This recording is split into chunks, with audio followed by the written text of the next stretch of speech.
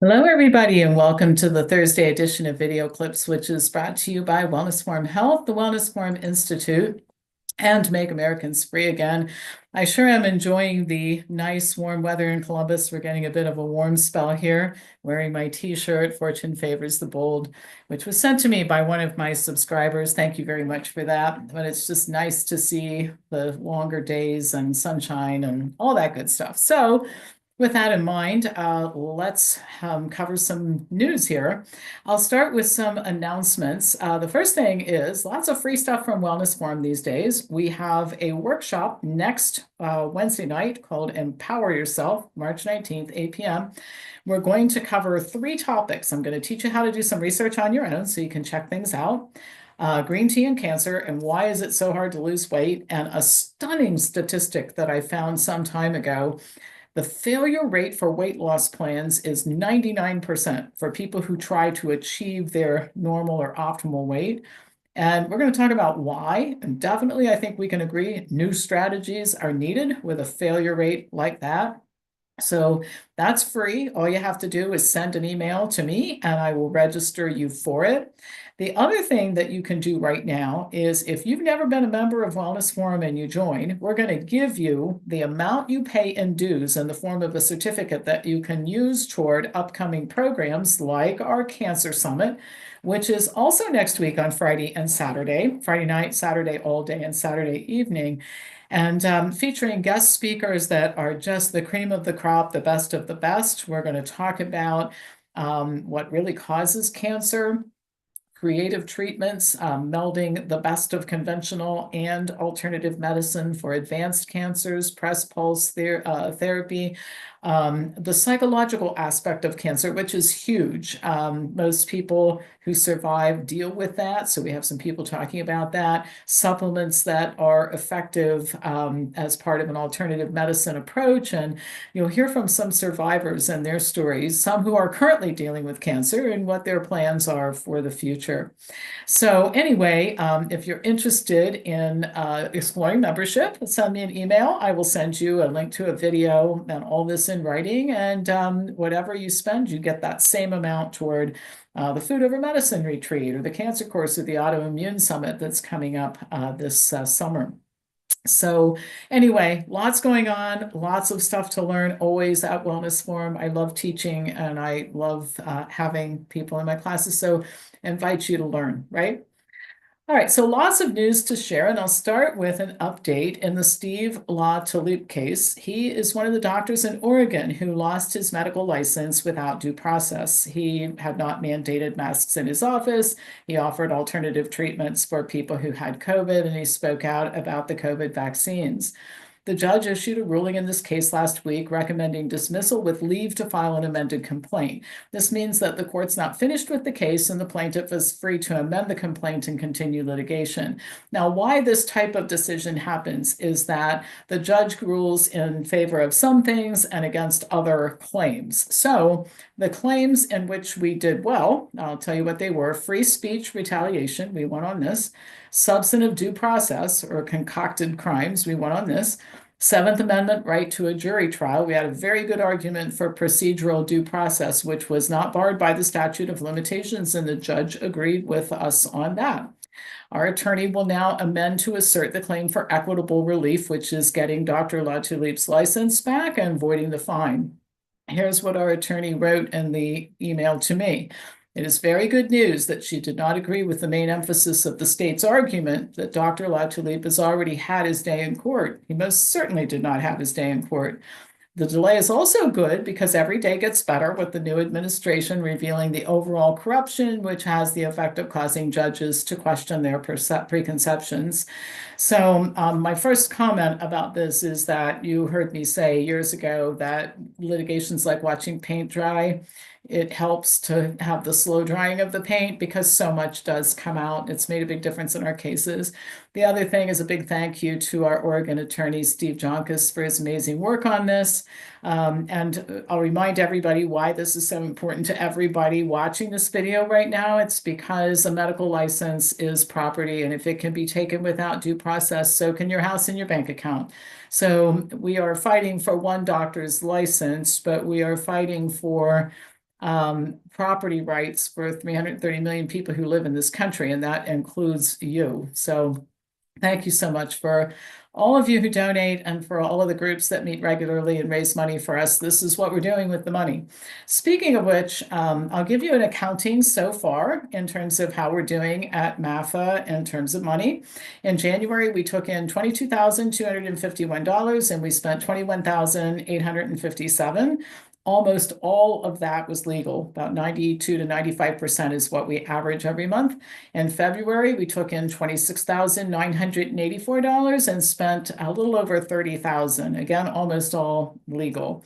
Now, we've been super conservative with money, spending only what we need to and making sure we have reserves, which I hope not to have to touch. Like we have a savings account, we have a Schwab account because some people donate stock, and you can do that. There can be favorable tax consequences for that. So if you're interested in that, let me know.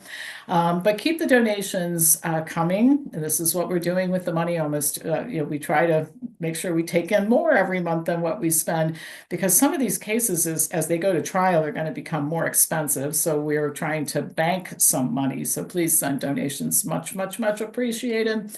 We'll be announcing an important update or two on a couple of our cases very soon, and a couple of new and very interesting cases very soon as well.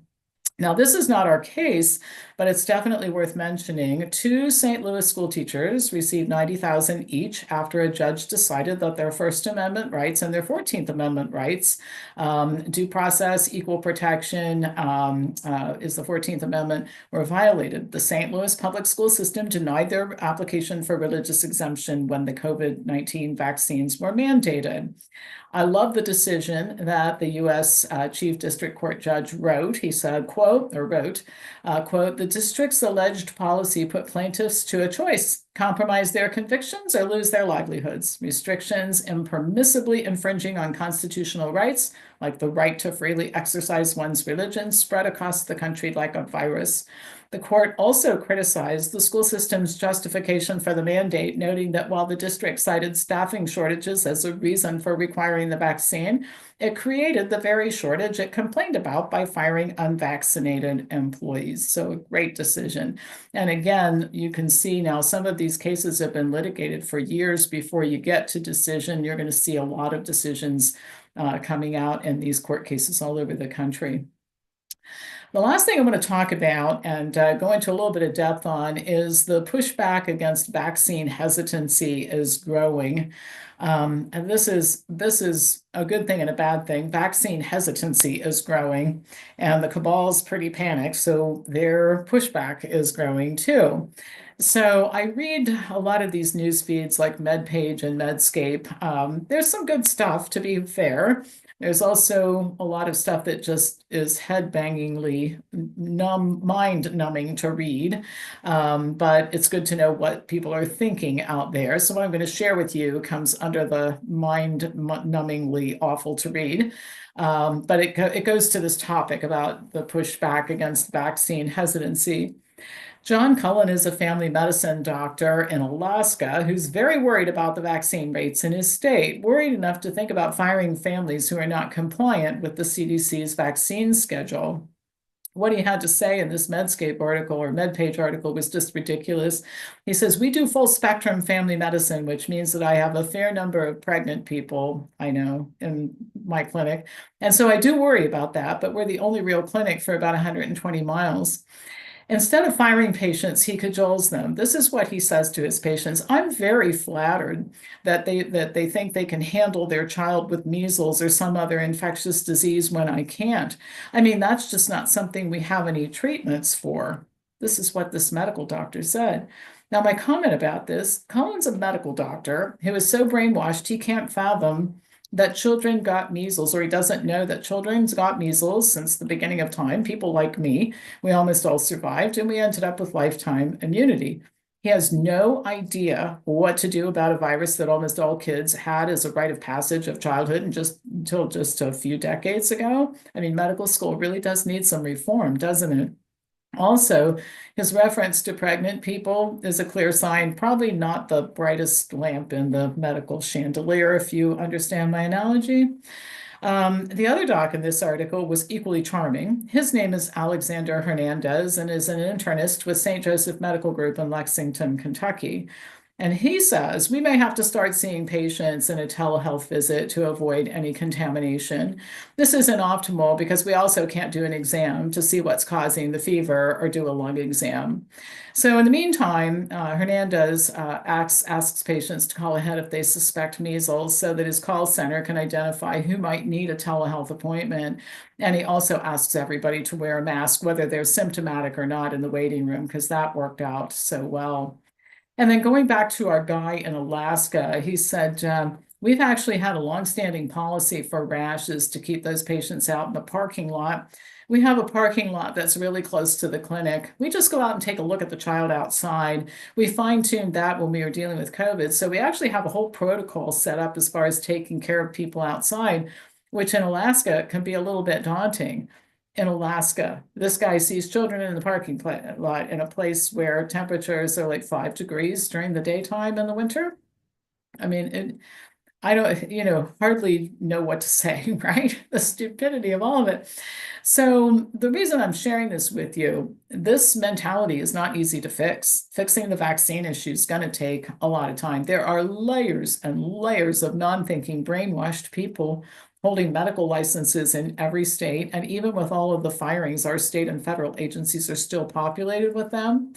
The so-called measles outbreak, which by the way happens every year, but only gets attention when vaccine hesitancy surfaces, which I talked about last week, is in the news every day. The vaccine debate is heating up as a result, and to add fuel to the fire, what's causing a lot of this fear right now is RFK suspended NIH and CDC vaccine committee meetings until the conflicted people could be removed. And I'll have some more to say about that part next week. I've done some research on that.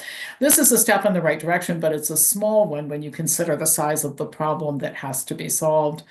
In response to all of this, I predict a doubling down on vaccination in medical offices and schools and other institutions. Parents may need to find new doctors for their kids, and we may see a massive withdrawal or a wave of mass withdrawal from public schools, particularly in states that at this time don't allow exemptions. And the thing to remember about the problem we're trying to solve here is that the feds can't override state laws. So people living in New York, for example, it really doesn't matter what RFK does. He can't make null and void a state law that says that all children have to be vaccinated to go to school.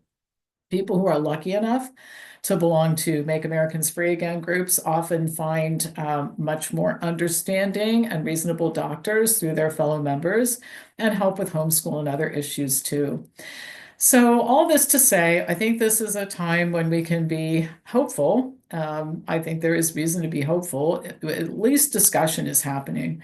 I actually posted my Thursday video on YouTube last week. It didn't get taken down. It wasn't censored. So there's discussion going on. We've been needing that for a long time, this very one-sided propagandist type view of medicine and that sort of thing is not appropriate in the United States of America.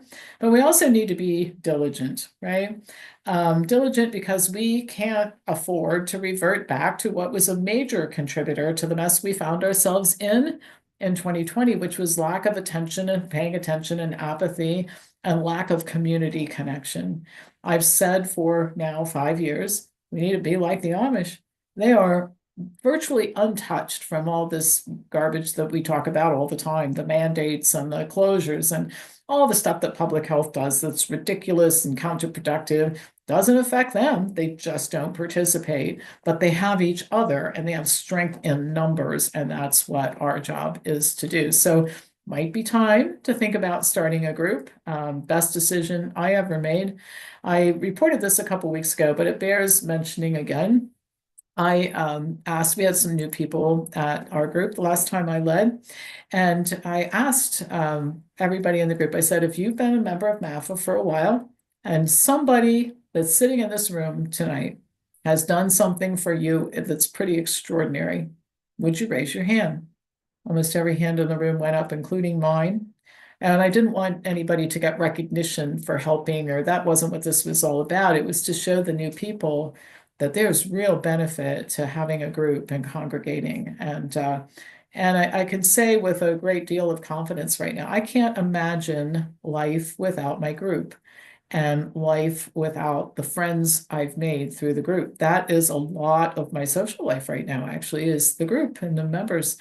So I'm hoping to entice you a little bit into starting a group. Number one, because you think what we're doing is pretty swell in the courts, and what we're fighting for is important. And number two, from a selfish standpoint, that these are the best friends you're ever going to have in your life. And I think the security that I feel knowing somebody, in fact, a room full of somebody's has my back, really refreshing, reassuring, something that is in our society rare, hard to find.